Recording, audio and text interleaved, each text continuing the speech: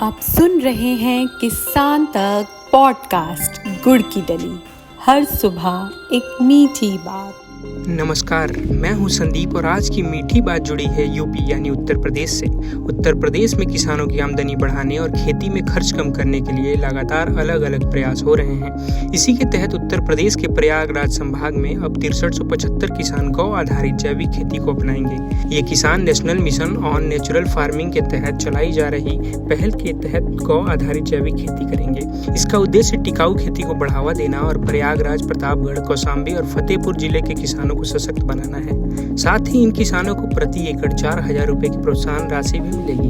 इन चारों जिलों में 51 विशेष क्लस्टर बनाए गए हैं। प्रयागराज में 12, प्रतापगढ़ में 22, फतेहपुर में 9 और कौशाम्बी में 8 क्लस्टर शामिल हैं। हर क्लस्टर में 50 हेक्टेयर क्षेत्र शामिल होगा, यानी कुल 2550 हेक्टेयर जमीन पर अब प्राकृतिक खेती की जाएगी। खास बात यह है कि प्राकृतिक खेती करने के लिए राज्य सरकार की तरफ से किसानों को प्रोत्साहित किया जा रहा है।